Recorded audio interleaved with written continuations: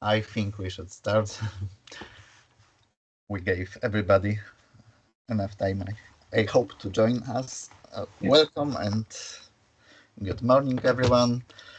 We are really proud to host our first webinar in 7F. My name is David Gałęzyka. I'm the specialist in 7F responsible for all data operations, data migrations, data science, let's call it this way. Today I will be joining my forces with my colleague Rafał Szymaniak, who is as well pretty long the specialist in Power BI and similar topics.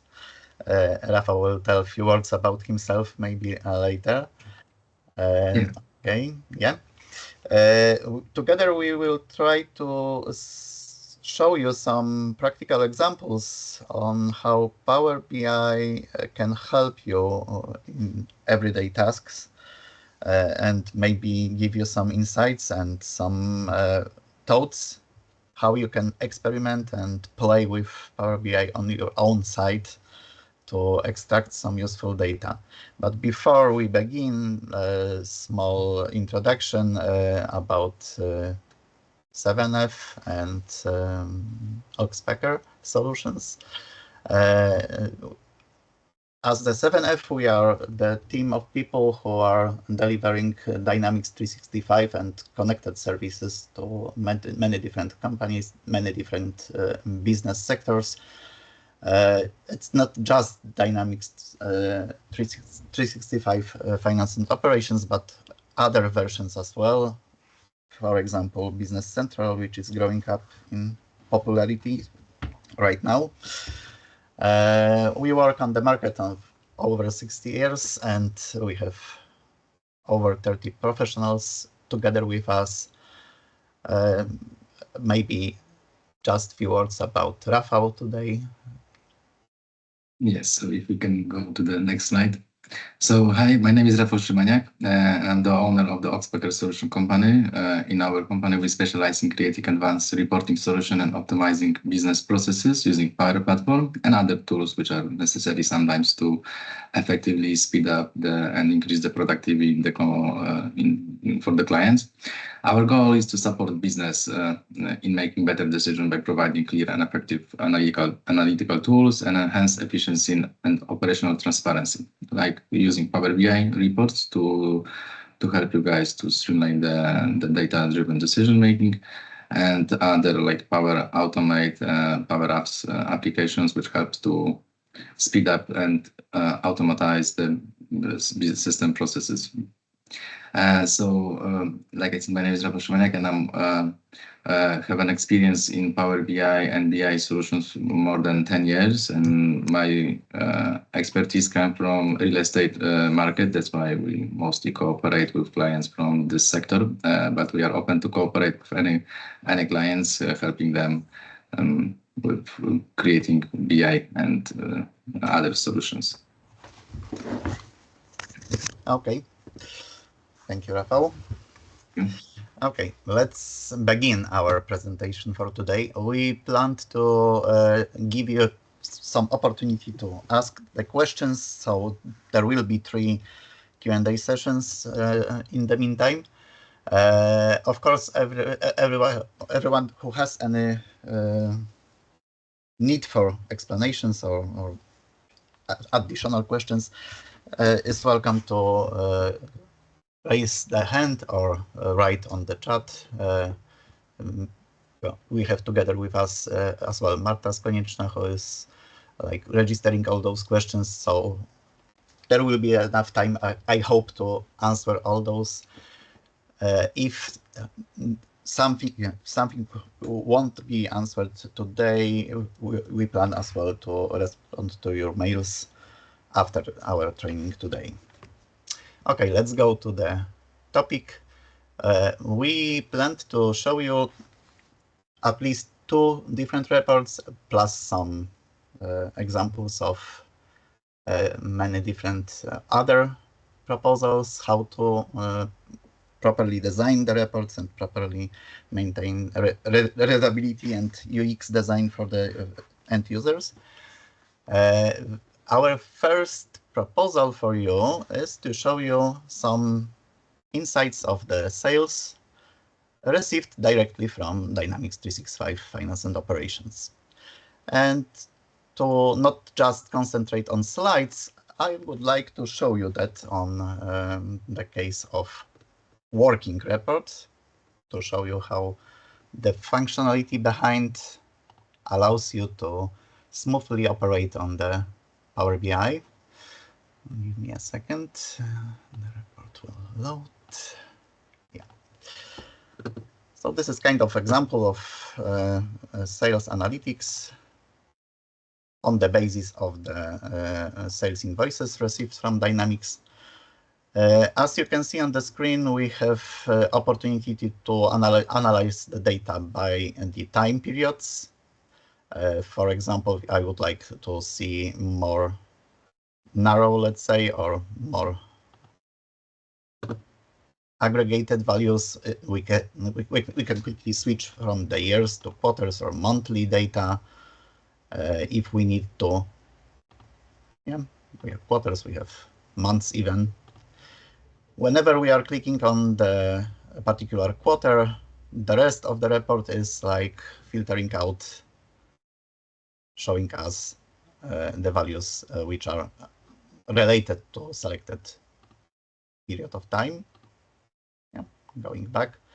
If we are active with just cross-highlighting, then the graphs and other parts of the report are showing us the total values plus highlighted the value for selected quarter, or for example, country. Depends on your selection on the report.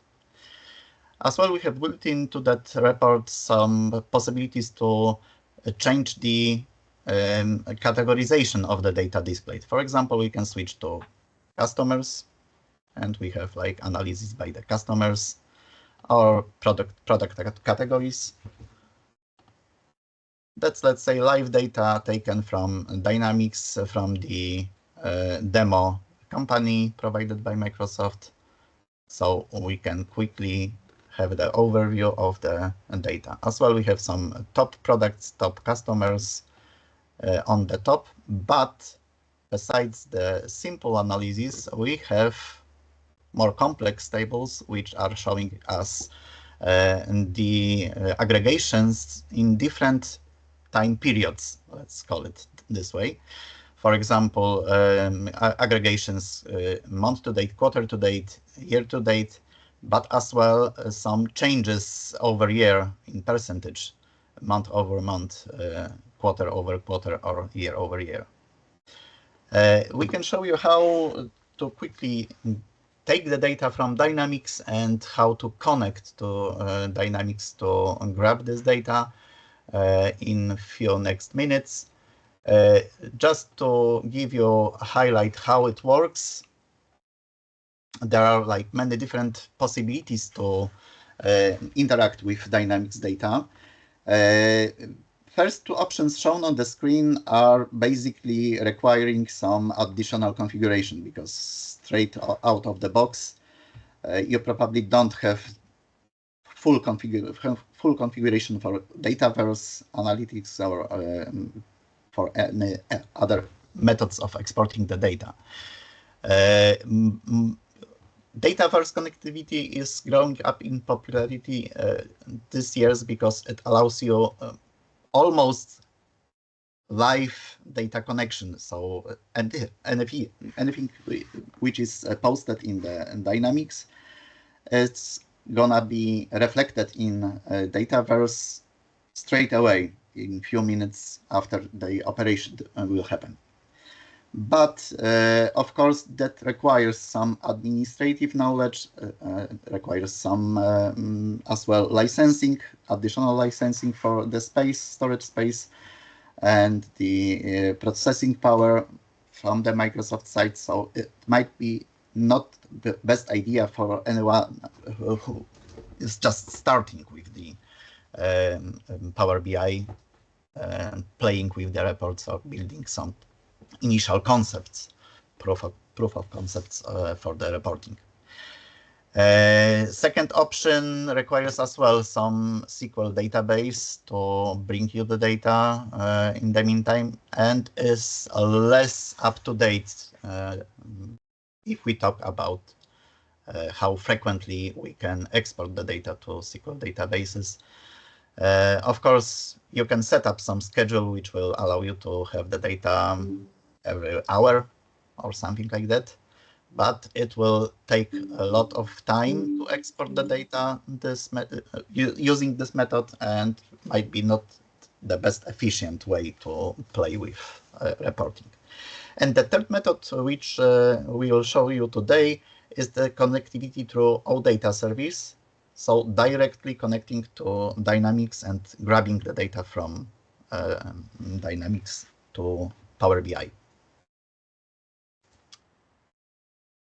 As a quick guide, we are using connection via URL.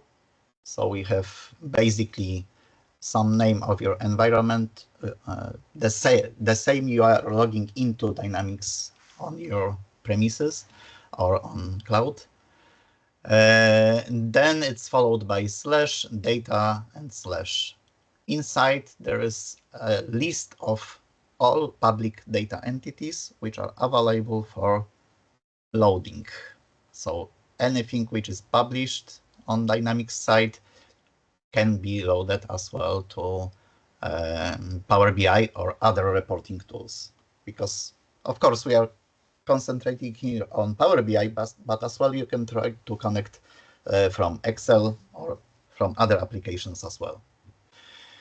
If you would be interested to see what is the structure of data entities, what are the fields available, what are the data types connected with the fields, second URL provides you the possibility to see the metadata.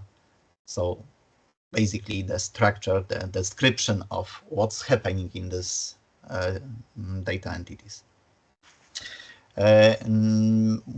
Talking about data entities, I will maybe try to open Dynamics for a second, just to give you some highlights.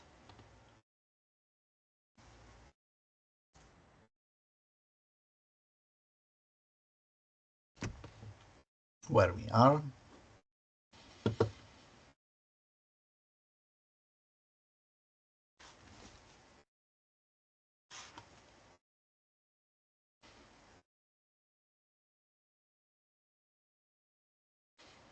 All the data entities are typically available under your workspace and data management. So there is a list of data projects, but as well the data entities available in the system.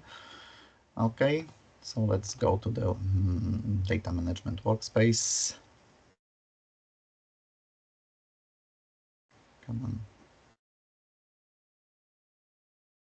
Maybe I will have it here faster. Yeah, data management. Available from the main screen faster, I believe.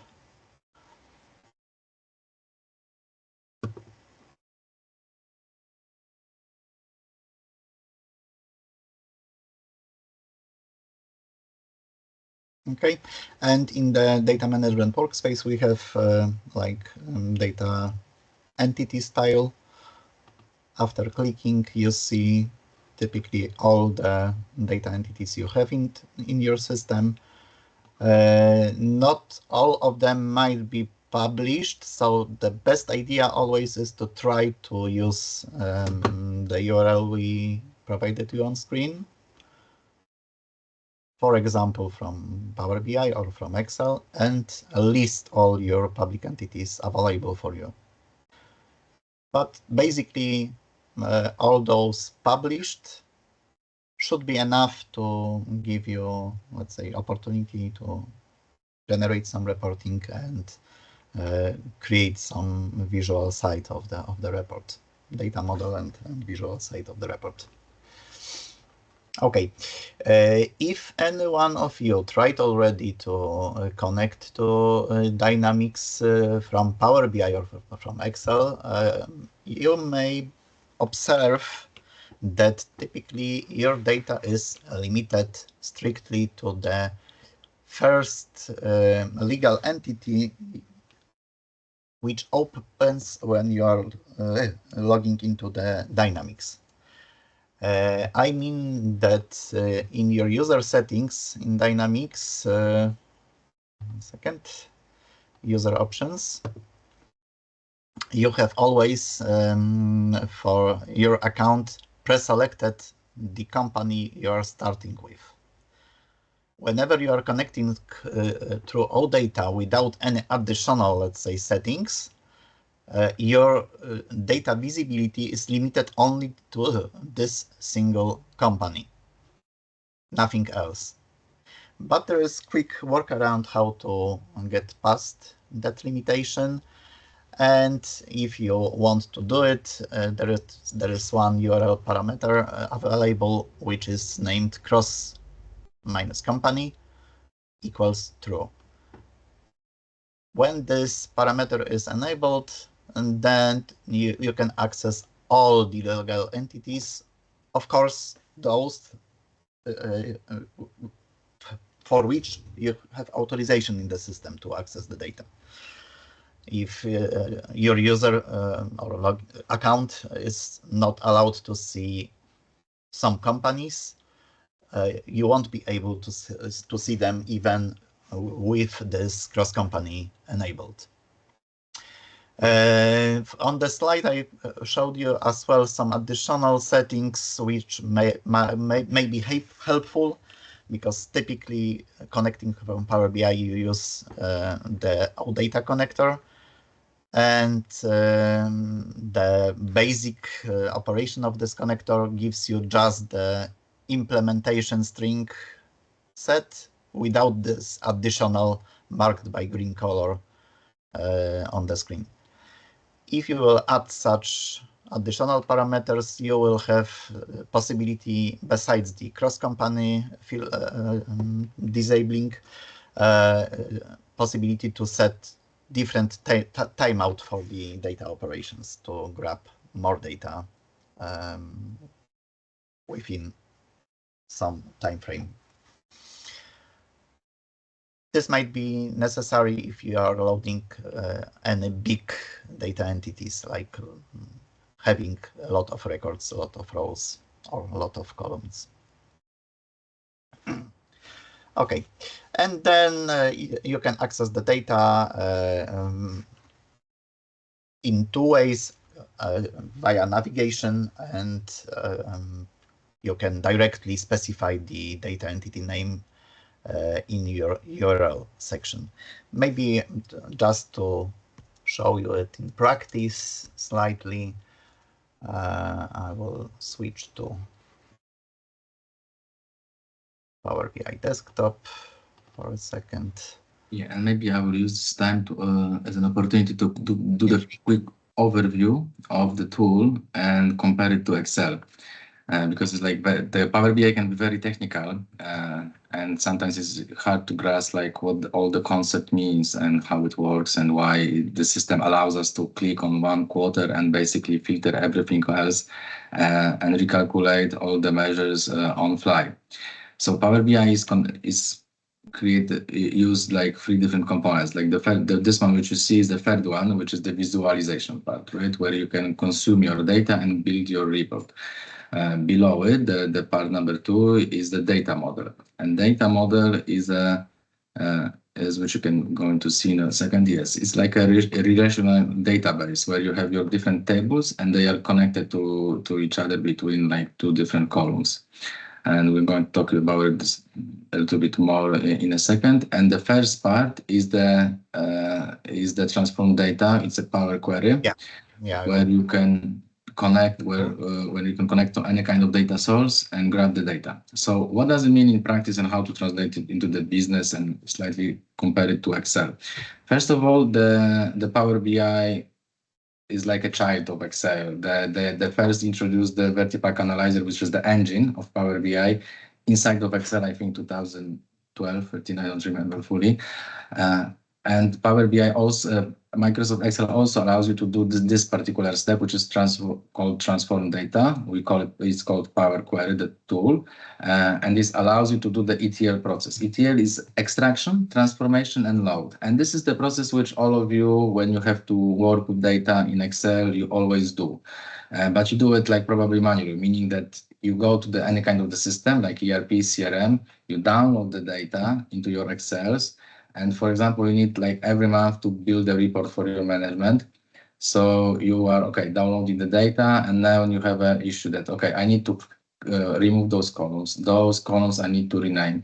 And in this particular column, I need to sort them differently. I need to extract some information, let's say some email name and last name of people into different columns from column with an email address.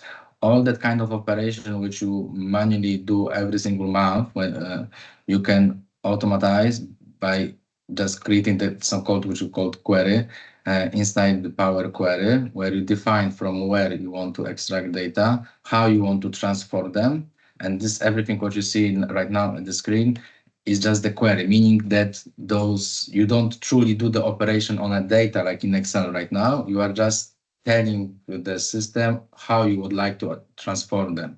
And then when you finish and you click load, then you materialize your data into the model. Yeah, so like putting them into Excel, you can imagine. Yes, and the next step when we have those data, it's we build the model. So how to think about the model is also slightly like in Excel.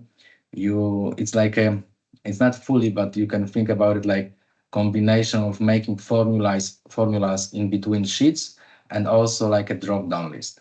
Let's imagine that you have an employee list. Let's say that you've got 10 employees in your company and you pay them per hour or monthly. So you've got some basic information. We call this dimension table with those 10 rows. And then you've got like a fact table, which contain all the information about how many hours per month those people worked. Yeah, so you've got, let's say, one employee in 1 year is going to be visible in 12 rows because you've got 12 months of data in regards to this employee. So thanks to just connecting those data by a name of the user between dimension and fact table, you connect those tables together, and then you are allowed to do some more complex operational, which are like measures. And the measures, which David is going to show you an example of one of them. The measure basically is like making, when you have your Excel file and you have a table and you need to do some complex operation, you create the pivot tables. And then sometimes you do the formula, you calculate something upon the pivot table. And that kind of thing, it's like manual in Excel. And here in Power BI, you can just define once the measure like this, which is basically in here, we have a switch and summary, right? So when the selected value, when someone selects value type ID, so it's going to switch between different fields for summary. Exactly. So this is like a making operation on the pivot table, but the advantage of it is that when you need to calculate any kind of KPI, like let's say OCR or month sales, and you know that there is like bunch of inclusion into the calculation, you just put this measure once in your model, and then every single visualization is going to use exactly the same measure. Just the filter context is changing. And filter context, what does it mean? It means that when you click somewhere on the report, you change the context of the report, and then everything is recalculated to this context. Like your context, it can be calendar. You calculate, use like David is going to show you that you see like 2015, 2016 data, but now when he's going to click on any kind of, let's say, quarter, everything is going to be recalculated. The measure is going to recalculate like in the pivot table against this particular time, and this is big thanks to the measure and thanks to how the data model is constructed. So this is like more like a business approach to Power BI. So I think we can now go back to the Power Query here. Yeah, I think it's a good moment. Okay, as I told you, basically you can load the data through OData connector. And basically I will just copy the URL to not repeat the same steps, but I will show you typically how the operation can look from your perspective if you will start experimenting with loading the data. So you can just grab new source, OData feed, or selecting from more options, you will see list of all available connectors. As you can see, it's pretty long, but basically what we should be interested in is like loading data from OData connector, which I had on the beginning, but we can OData feed. And OData feed is kind of protocol which is used by Dynamics to exchange the data with other systems. Kind of standard. And basically, when creating the new connection, you can just put the URL of your environment /data/ and you will be given with a list of all available data entities which are public, let's say, for you. Similar way, if we will put the other URL shown on the previous slide, we can access the information about the structure of the data. So what are the available column names, what are available data entity names, how to relate to this data, what are data types, to understand better. After a while, we will see the initial list of the data entities, which will like continue in uploading.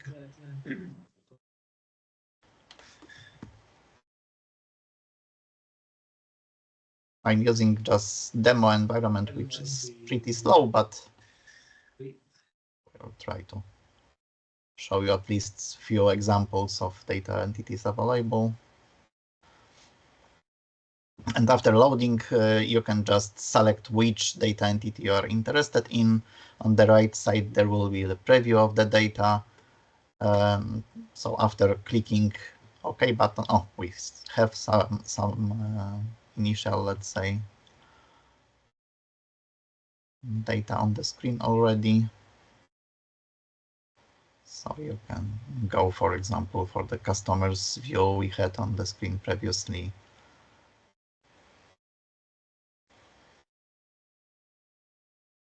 Yeah, customers. Yeah, we can select this, mark this data entity for loading. Then on the right side, you will see the preview. So first couple of rows from that data entity. If you will confirm that that's fine for you, you want to load that data entity, after pressing the OK button, you will be given the new query with already opened navigated customers data entity. Okay, I will click OK, maybe just to not waste the time. And that's like basic, very basic data query, which is like opening the URL we provided and then navigating to the data from the customers. Okay. Fresh preview. And navigating to the customer's data entity and grabbing the data from that table. What is really important regarding the loading data through this protocol called OData, you may find some more useful information about how to use other options available for these URLs in the documentation on learnmicrosoft.com. So we will provide you the links as well. What is important, you can of course play with the URL directly if you know what you want to achieve. For example, you can create some filtering by yourself and include it directly in the URL. But the other possible way or option for you is to just play with the data in the query. Yeah, for example, I have for that company, I have only one customer. Maybe that's not what I wanted to achieve, so we need to slightly play with the options of the OData feed, as I showed you previously on slides. So I will get back to the slides and just copy this.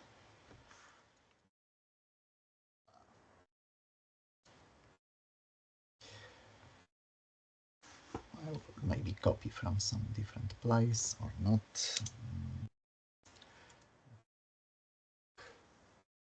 Yeah. My screen. No worries. So it will be the query parameter. Query parameter and so during this time, I will explain a little bit more. What you see on the right side screen is applied steps. It means that every single change which David is going to do to the data, he's truly not doing to the data. Basically, it's like he's building the script, what the system will do to the data when the data are going to be loaded. So he can play and do any kind of modification, but nothing is going to happen to the data in this place. Nothing is going to change, never in Dynamics. And everything can be fixed, change, modify all those steps, whatever he wants, right? And he can build like query dependent to the query, and it can, this ETL process can be very, we can build it very, very complex if we need, or very simple if, of course, it's always better to make it simple, yeah? So those are those steps, and what you will see in a moment that if he's going to remove the column or change the name, there's going to be a new step which you can then modify or remove. And there is an advanced editor. Maybe we'll show you the advanced editor, which basically explain each single step. Here we have, for example, more complex, let's say, scenario where we are grabbing invoice lines from the data source. Then we are setting some data types, extracting some text before the limiter, trimming empty spaces from beginning end of the text, etc. Adding some custom calculation for the gross amount, and replacing empty values in the data. Okay, because the environment is demo, it's pretty slow, so I will maybe not waste your time on waiting for the system to respond. Just to give you an overview what Rafał said, we have always the advanced editor window where we can see all those steps in one view. So it's like kind of a script which can be run against your data source and give you all the transformation. That means as well that differently to the Microsoft Excel, anytime you will run this script, everything will be converted the same way. There's no place like for the human interaction that someone will like write down some number in a cell, replacing the calculation formula which was there before, and will break out your whole Excel file. Here, there is no such option. Anything you are doing is happening across all data available in your query. So all the steps are repeated each time the same way, exactly the same way. Okay, yeah, and for example, we have some like final step after all those steps were executed. In some cases, we can see the preview. What is important to say, if you don't use, let's say, fully specified URL section like I have here, for example, I used some additional options to filter the data first, then to limit the number of columns which I want to see on returned data. Anything you will do in the first few steps, like removing some columns, like selecting, for example, one legal entity from your data, if done properly, will result in background that the Power Query will produce similar URL for data load for you. Of course, it doesn't work every time, because if you will apply some complex filtering, it might not result in speeding up the data loading, but typically in the background, all transformations are converted into the, let's say, most simple way to load the data. If you will try to load full data entity with invoice lines, it may have like above 100 of the columns and few thousands of rows. If you will try to load full this data set, it may take very long time. But if you are optimizing your query to apply as much filtering in the very beginning of the operation, then you can definitely speed up data loading from Dynamics. So that's like the basic concepts how to work with this Power Query option. Okay, I will maybe remove this query I did manually, and let's go back to our presentation maybe. Yeah. So we set everything I think was important to know. Then we have, as Rafał said, data model, like simple relations between your dimensions and the data table. In this case, I have like customers table, which is my dimension, which is related to invoices through same column. I have some date dimension, which was like generated by myself on the basis of the invoice dates. And then we have some related table with invoice lines, which contain all the amounts. I wanted just to say maybe a few seconds about how to speed up your work in the report, building the necessary measures for the reporting. In the bottom section of this screen, you see this nice table with some different periodical aggregations. In very beginning of the Power BI, building such calculations was really complex because there were no available options to like reduce the complexity of the formulas to build such periodical calculations. In fact, you needed to create every time separate measure for each of such calculations, like for current period, for month to date, quarter to date, for percentages as well. That means it was pretty complex to put them in a required order on the screen, required each time to play with those measures manually. But here in this report we created for today's presentations, we have a very simple solution. If we will go to the build section, you can see I selected this table, this matrix visual, and you can see I have just simple hierarchy of dates on my rows, which we see here. Then we have on the columns one column named aggregation, which contains all those different periodical aggregations, and I have just one simple calculation, simple measure, total amount. Total amount I was showing in previous part. It's as well very simple measure, nothing really complex. Just this switch operation to select which kind of amount I want to see on my screen, and then straightly sum operation. Nothing complex. We don't see here any time operations, time aggregations. Yeah. The measure is short. All the magic happens thanks to the calculation groups.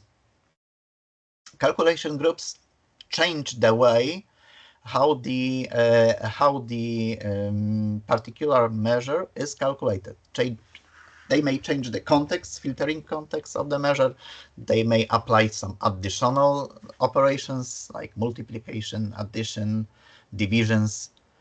And in this case, I have a calculation group date intelligence, which is doing entire magic inside. Okay, let's switch maybe to the model view, and then you will see some more about that. Yeah. We have the aggregation group with calculated items. If you're familiar with Excel, you may refer to the calculated items in pivot tables in Excel. So like kind of operators which are recalculating your data against changed conditions, let's say. And here we have like first measure for the current period, which is calculating just selected measure. Selected measure means this total amount on my visuals. Then we have for the next aggregation, month to date, which is again calculating selected measure, but changing the context to calculate that amount against all dates starting from beginning of the current month. The same for quarter. We have again calculate me selected measure in the context of entire quarter dates up to current date. The beautiful thing about those calculation groups is that they can work recursively, let's say. We can have kind of recurrence inside, and you can observe it in the calculation of the percentage month over month. I can calculate current period using the aggregation month to date.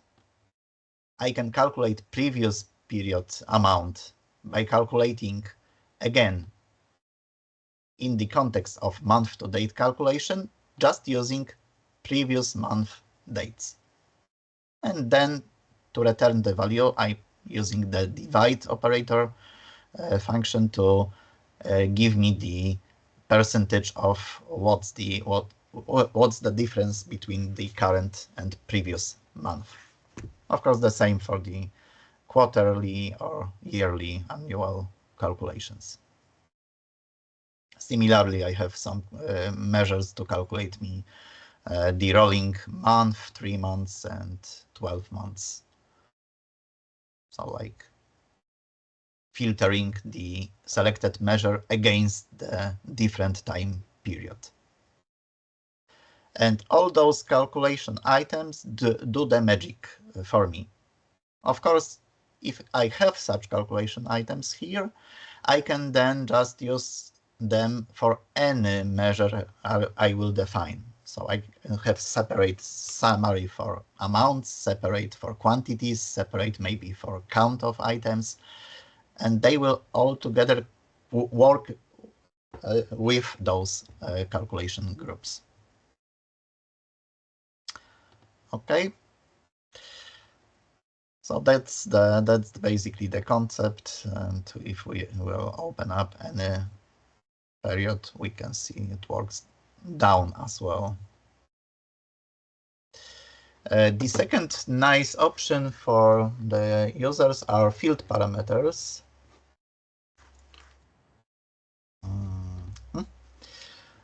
Field parameters give you opportunity to change categorization of the data on your screen.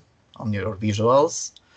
That can be applicable for the filters, but as well for the, let's say, grid or matrix visuals, when you can put your selected field as categories on rows or on columns. Such classification can be done pretty easily in the Power BI. Let's go back to the Power BI desktop. I have already here some, let's say, grouping prepared for myself, but if I would like to add something new, it's just as easy as selecting, like adding new line to that list with the name of the column I would include on my field parameter. On the, let's say, live working case, this functionality works like when I will change the analyze by visual, then entire visuals on my screen are aggregated against different categories. And similarly to calculation groups, there is no special, let's say, knowledge required to use that categorization. As you can see, when I'm changing the category on that first slicer, below I have as well the list of, for example, colors, if the color is selected, which I can additionally filter on my visuals. If I'm changing the category, then the below slicer as well is listing changed categories, changed values. So that's as well nice thing to have. Where to create such calculation groups and field parameters. Typically, the field parameters are available from the report view on the modeling tab, and we have new parameter fields. And here you can select which of the fields in your data model on dimensions you want to use as your field parameter. It might be from many different tables on your model, so it doesn't matter where your categories are located. Yeah. We are just giving the name for this parameter. In my case, it was analyzed by or grouped by the data model. You can change the order of those as well if you need to. And in this order, they will appear on your screen. And you can create automatically the slicer on the page if you would like to use such field parameter. That's one thing. When it's created, it appears on your data model as additional table. And when clicking on this table, you can see it's created by the formula. So you can easily replace the labels if you like to have something slightly different than your original names of the fields from your data model. Always the first column in this formula is referring to the labels visible on the visuals later. The second thing, calculation groups are available from the data model section. We have here the button to create new calculation group. And then we can like add the items here, new calculation item, and change the formula on top for each item. One nice thing about this calculation groups, I don't know if you have noticed, but I will remove this one. But on my visuals in the aggregation, you see that the number format for each of those aggregation differs because for the amounts I have like some currency formatting. For the percentages I have percentage formatting. If I would switch to quantity as well, it will change from currency to regular decimal formatting. All such settings are also included in the definition of the calculation items. If we will select, for example, month over month, we have this basic formula which is calculating the number, but if we will drop down here, we have as well the opportunity to insert format section. It can be direct text, or it can be as well some calculation formula, which will, for example, conditionally change the formatting depending on your data or conditions in your model. And this way, when adding such a calculation group to your visuals, you achieve different number formatting for each value, depending on the conditions.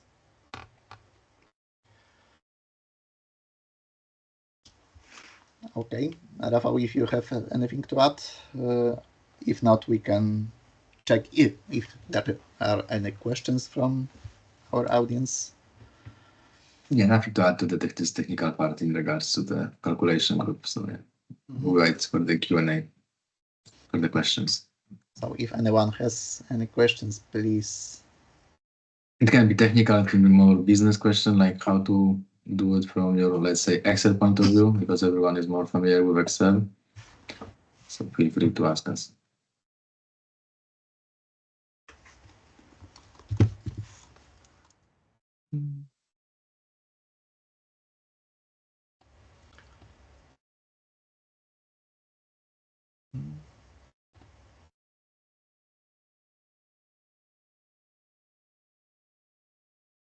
You can unmute yourself or ask in Q&A panel or raise a hand. If not, I don't know if anybody needs any short break for coffee or something like that, and then we can go on with next part. Okay, maybe I will check some if you can use your microphone or something. Could you try if it's okay? Anyone of you? Don't be shy, please say something. Hello. Can you hear me? My name is Kamil. Yes. Okay, good. Okay. Everything good. By the way, very interesting. From another side, complicated. But yeah, I'm not the person who is using the Power BI day to day, but my colleague is using, and I saw his face when you were explaining all that. He was so happy that he discovered many functions additionally. But then the microphone is working. Thank you. Okay, thank you. Thank you very much.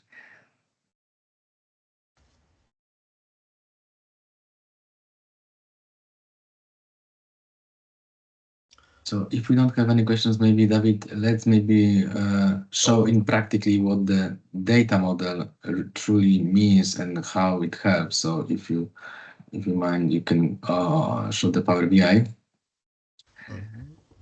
And I'll try to explain you a little bit about the filter context and the difference between Microsoft Excel, where we have a raw context, and Power BI is only about the filter context.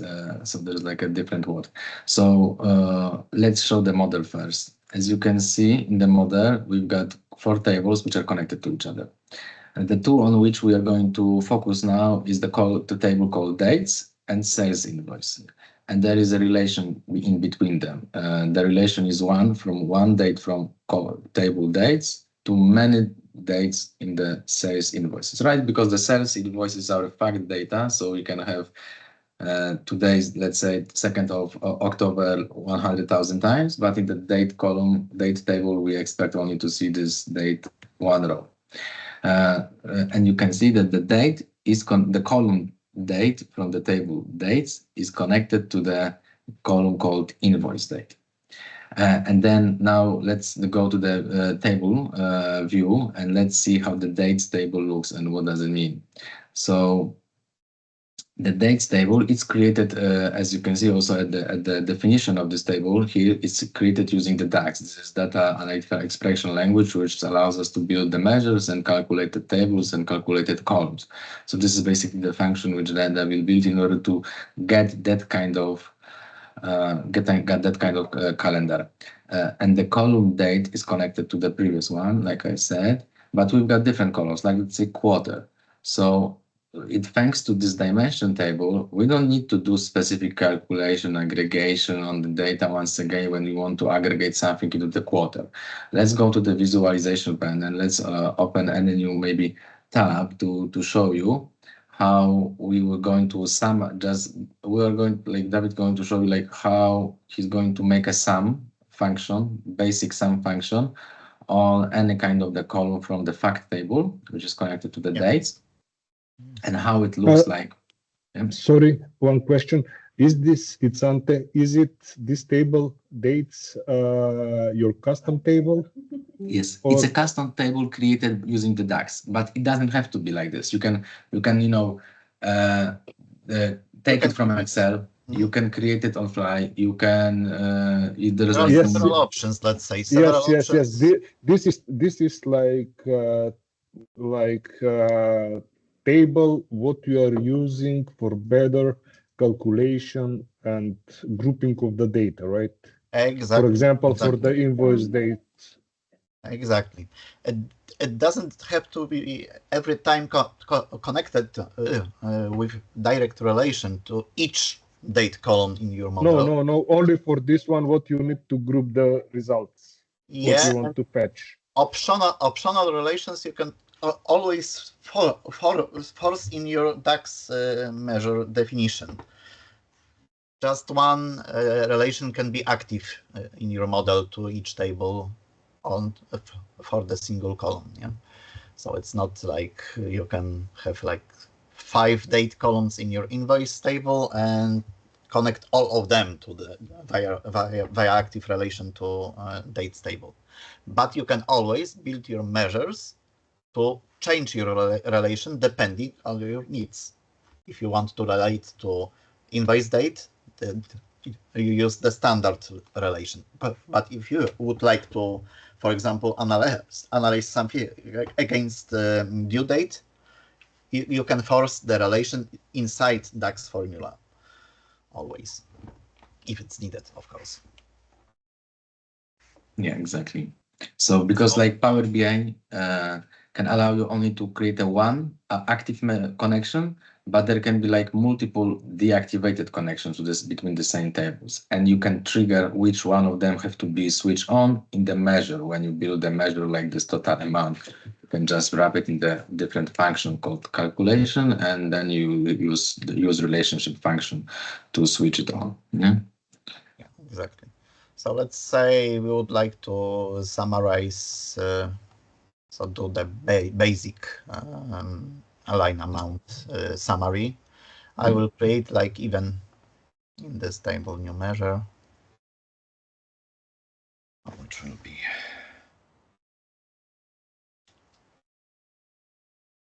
sum of amount and basic expression, nothing complex. Yes, so this expression means that it's going to calculate the summary of the whole column. Yeah? It's just like in Excel. But thanks to the model, the measure is going to be recalculated against the filter.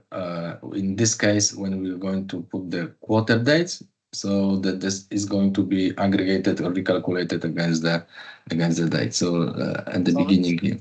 Let's put simple even table, maybe not matrix to have. Yes.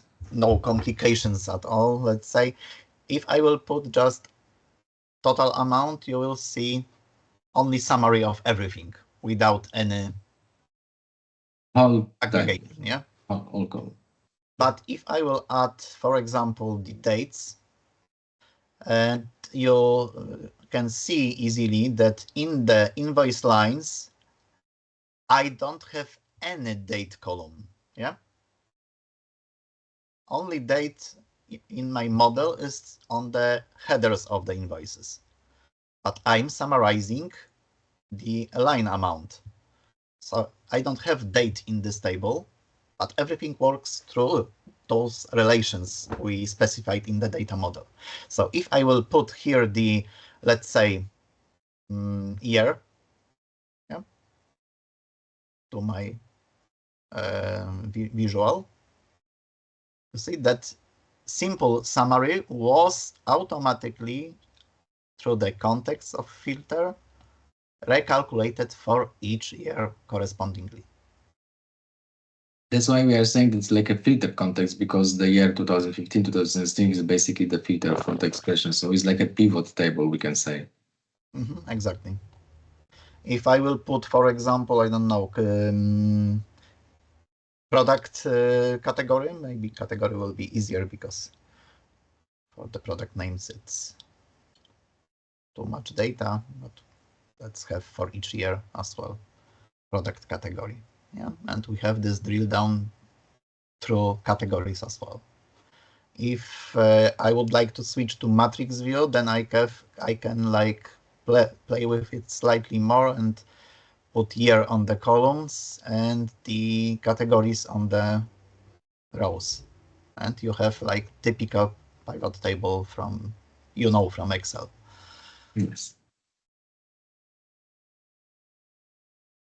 And again, if I would like to use this new functionality we set about, I can put some slicer with the data intelligence here. Let's create some slicer on top. And let's put aggregation.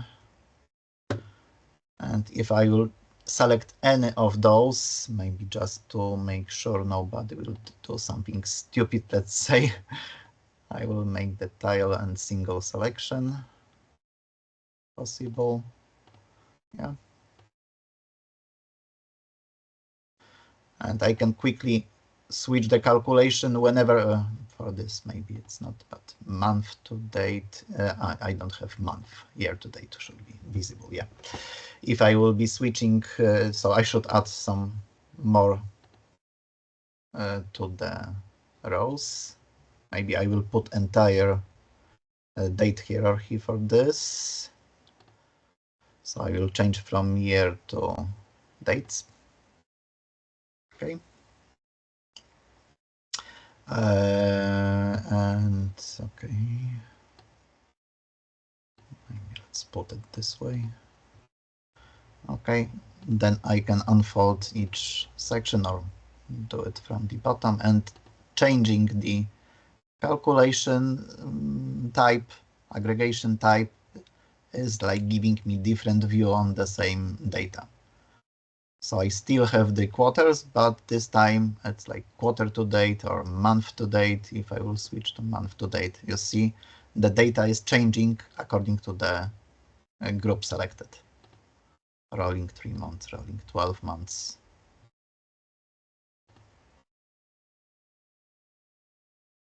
But again, it's just changing of the context, filtering context, plus this calculation group forces some additional, let's say, recalculation of the data, depending on your needs in particular case. Okay.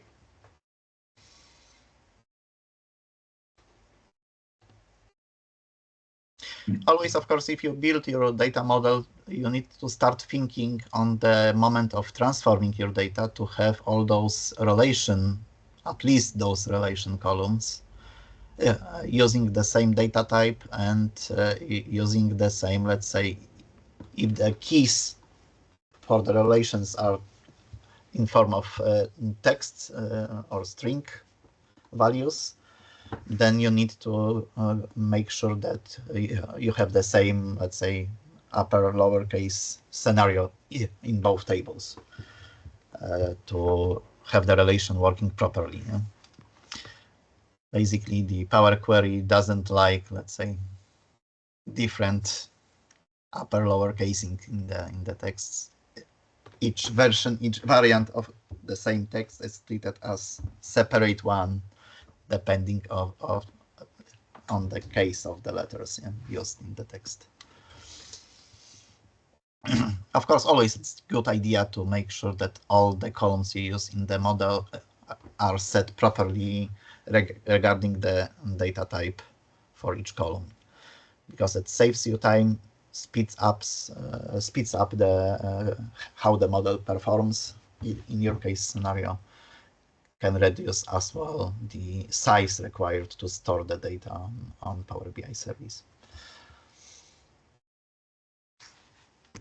Okay, we have as well some idea to show you some different scenarios or different reports which can be used. One of such, maybe we won't go too much deep to technical parts, but just to highlight you what's possible, we selected for the next example integration with Azure DevOps, which is used as a, let's say, backend tool for the teams deploying the Dynamics or other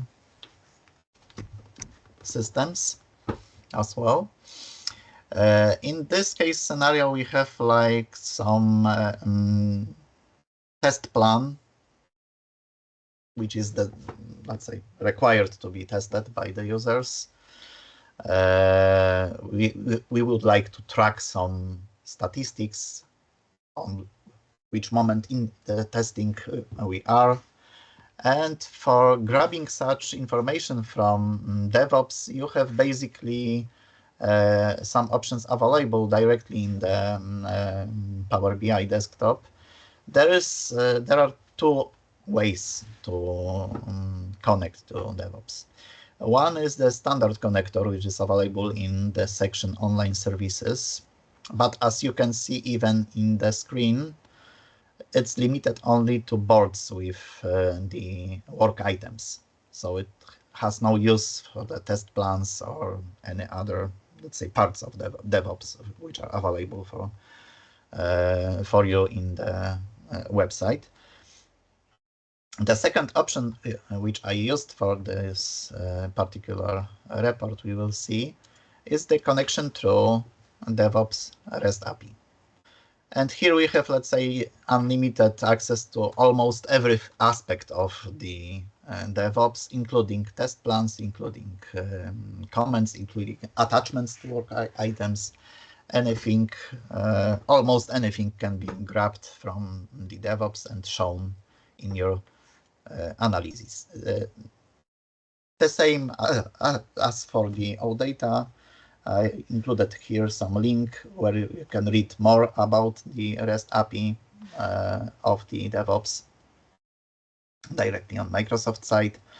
There are many, let's say, useful parts of this API which are available for you. It's not just test plans, but basically the structure of the URL you would like to connect with. It starts with dev.azure.com. Then after first slash is your tenant name, and then the area, let's say, of the tests, and then /_APIs. After this part of this, let's say, static part of your URL, there are some additional segments which refer to the specific API parts available for you. Maybe let's go to some live.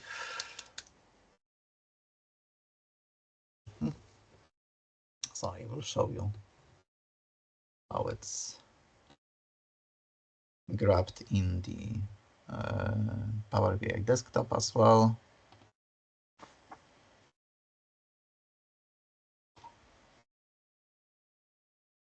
It should be slightly faster than the previous one. Okay, so I have generally created some user function to load me the data from the APIs. It's like taking the basic structure and adding the relative path, which is like corresponding to API selected by me. And for loading, for example, all the test plans, I have like the data source with API test plan / plans / number of your test plan. The same for the test suites.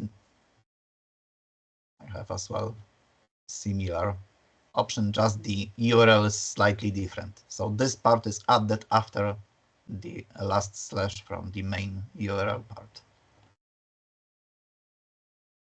I would say nothing very complicated, just the object returned by this API might be complex to analyze, so then we have set of steps to expand all the data stored in the list to give you, let's say, final list of references, list of all the fields visible from the DevOps website. The same for the test cases, for the work items, and for the links between the test cases and the references.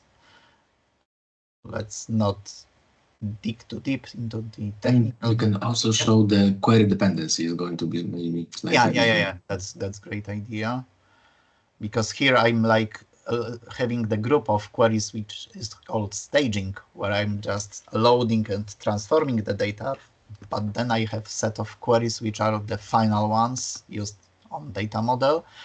And then on the view tab, I can see the relations between those queries. That's a good idea to show as well, to give you the highlight. Here it's like pretty complex view, but maybe I will try to, because of the dependencies, the list might be. But basically each query referred is like going down on the tree to give you the final data model work item, maybe slightly bigger. Yeah. So each staging table produces finally on the bottom the loaded to data model table.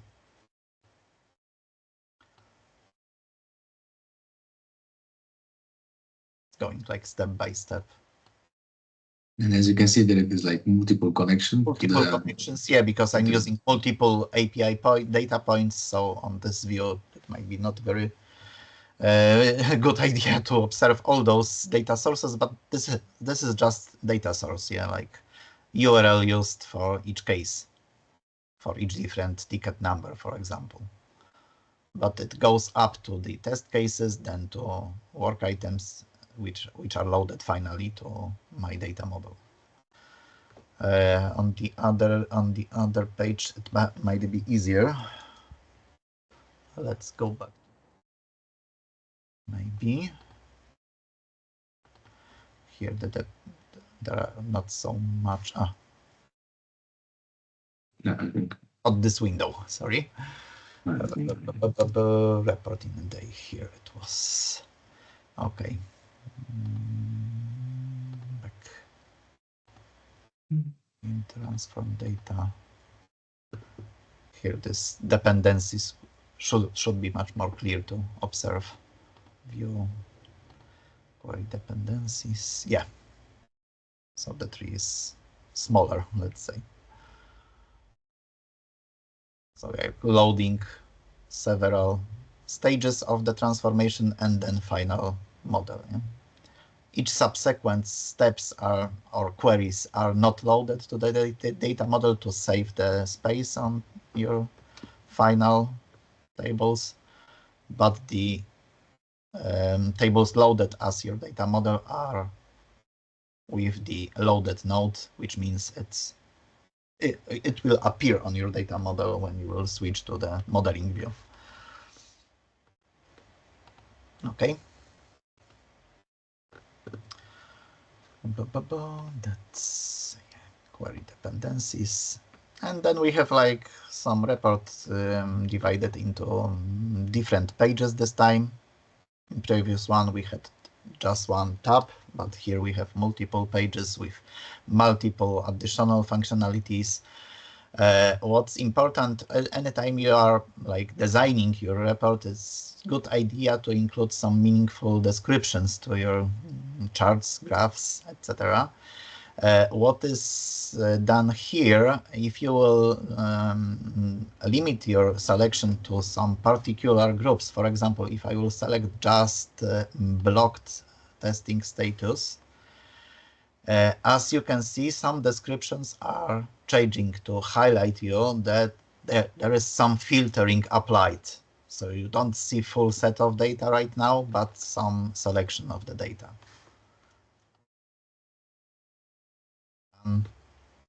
I have like enlisted all the statuses selected in this case.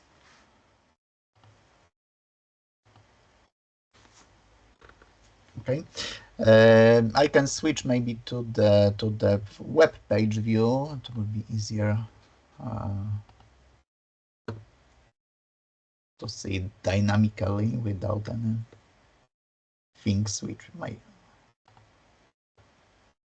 get out of focus. Yeah, DevOps Analytics. Let's make it maybe full screen. Okay, yeah. So we have like full screen view right now, and several pages. First page is like dashboard for the test manager, who will like control what's going on here, his project.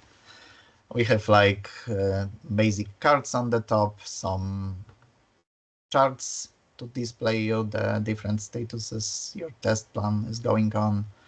If you will select anything on the graphs, as you can see, the rest of the visuals is cross-highlighted or cross-filtered depending on the selection.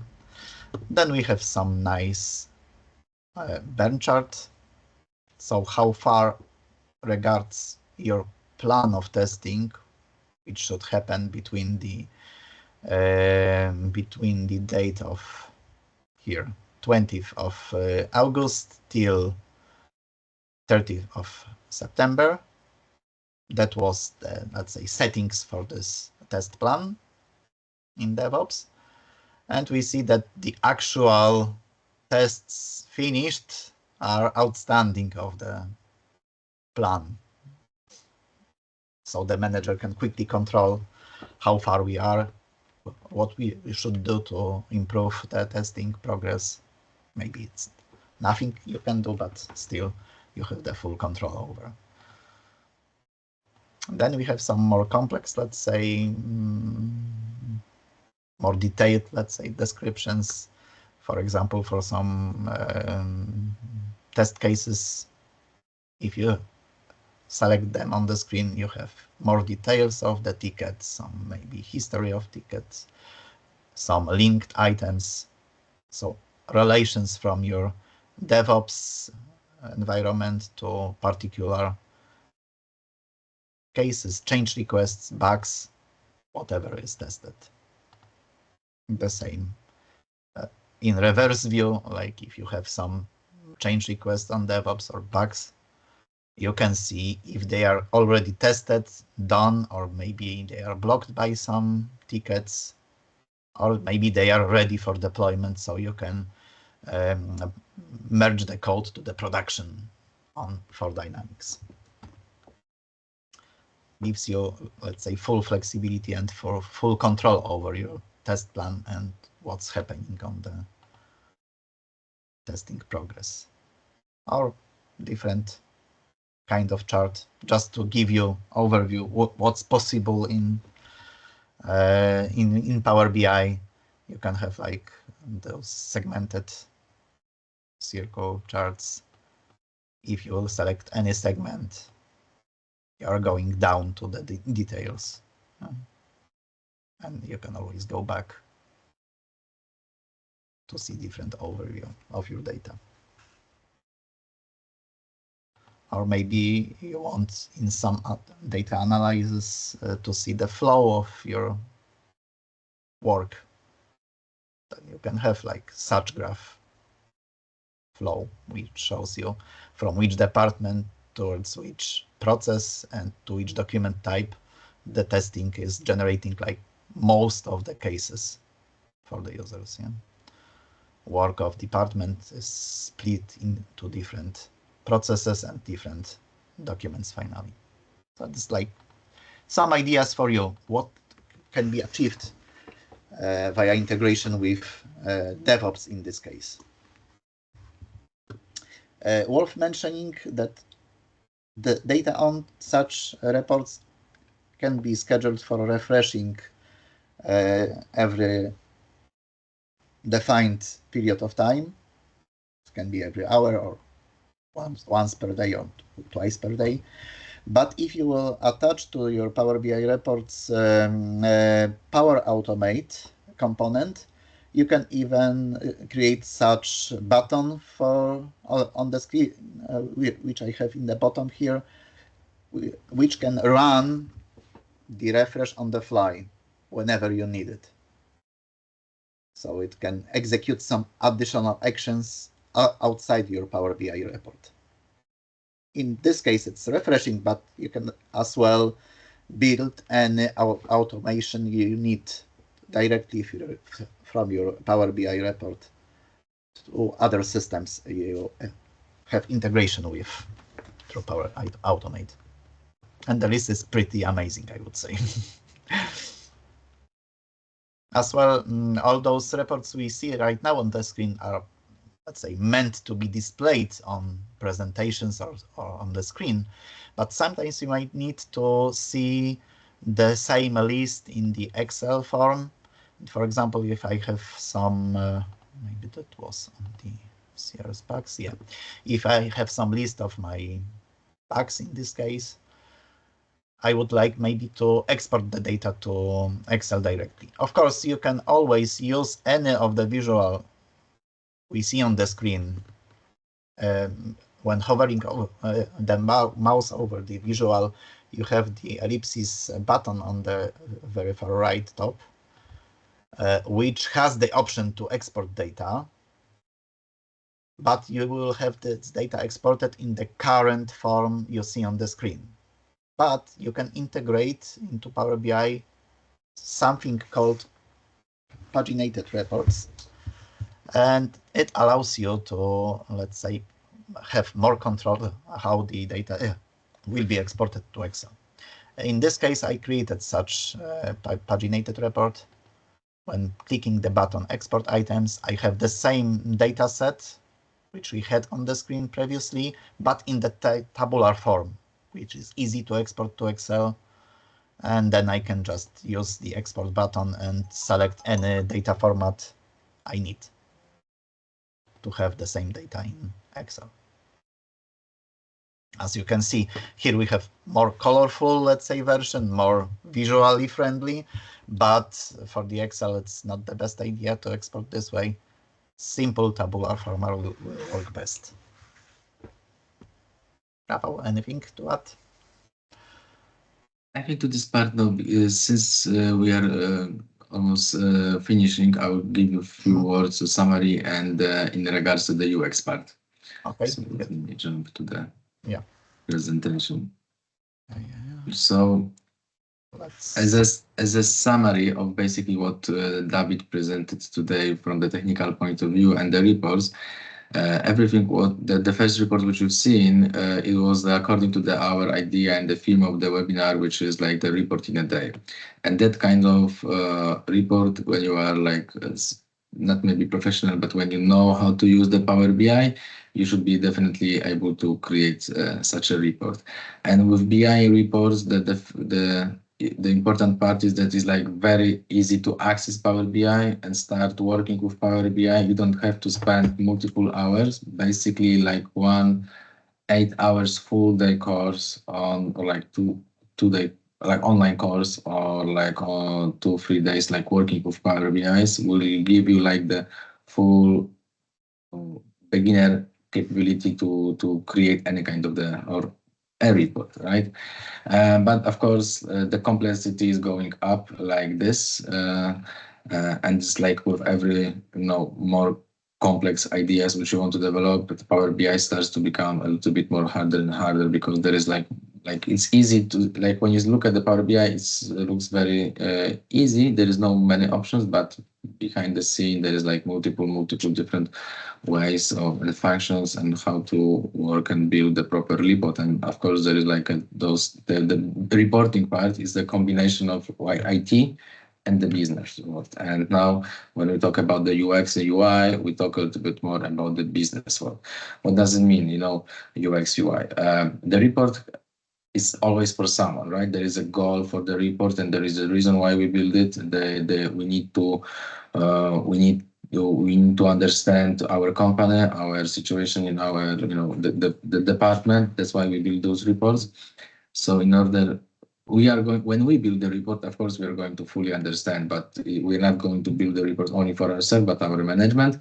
So if we want them to understand, we need to keep those few simple rules. There are many more, but at least those ones, we need to be strict to them. And to simplicity and clarity, to limit excess information and focus on key data. We need to do the visual hierarchy. The most important data should be the most visible. We read like on the piece of paper from left to right. Consistent color schema. So when you have like a couple of different graphs, we have to always, for the same measures of attributes, we need to use the same colors. Otherwise, it's going to mislead people. Consistency, to use on every single organization the same uniform font styles. And interactively, intuitive filters, so it needs to be intuitive to filter and navigate through the report. We need to use the appropriate visualization. So for example, where we have like two categories, let's say men and women, we can use the pie chart, but when we have like dozens of them, the categories, we want to use like a different chart which is going to help us visualize the data slightly better. And the clarity needs to be achieved at the first glance. So just at the end, to give you a short presentation of the report, like how from the UX part slightly working differently. So as you can see right now on the screen is like a report, which is like called revenue report, and we are at the page called executive summary.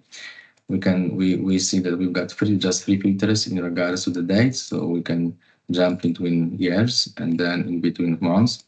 We know when the last time the report have been refreshed, and we read from the left side, what is our monthly revenue and how what's the comparison to the previous month. So we quickly have the visual confirmation of the company situation, monthly orders, monthly returns, and everything, of course, is dynamic. So if I'm going to choose the third quarter, everything's changed. And we see our top products by orders, top products by profit.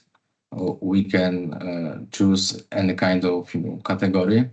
And let's say that we are interested in the road bikes. And then we want to get some detailed information, because we always love the details. So you want to see how is our actual looks like versus previous month in regards to the revenue and versus forecast and in regards to the total orders. And Power BI, gives you the capabilities like, okay, now I drill down a little bit, right? I'm building my data story and I want to pass the filters to the different page. Let's say I want to know more. Okay, this is interesting. I want to know more about particular bike. So I'm choosing, okay, I want to go to the customer detail. And then I pass all my filters to the different page.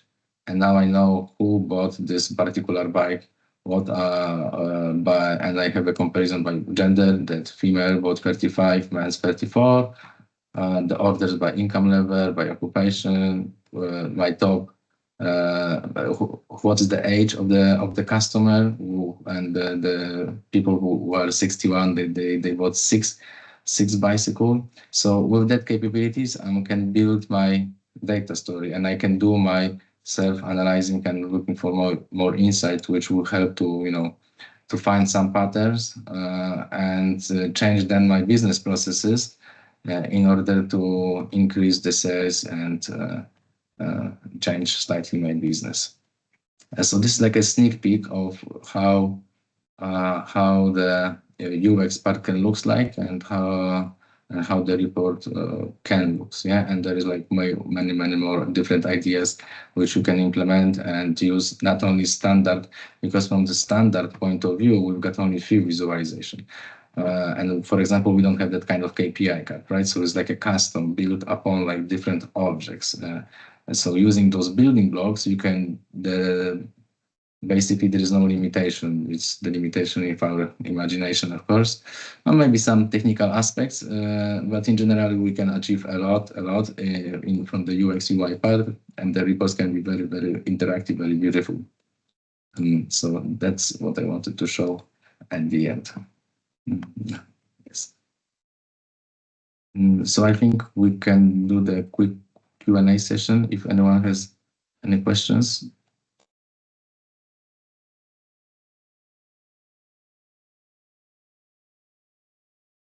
Thanks for the presentation. Okay, thank you.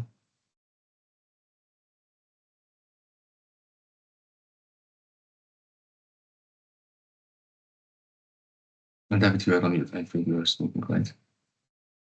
Yeah, I was on mute. Yeah.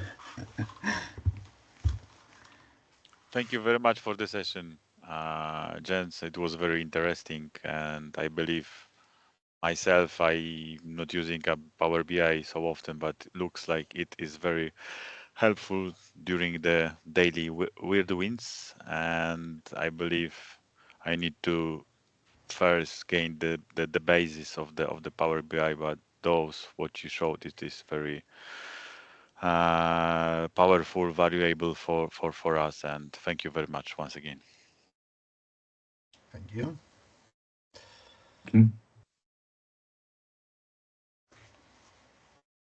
Of course, if anyone is not having enough time to ask right now, or too shy maybe, you can always reach us via mails, and we can answer more questions for you later on.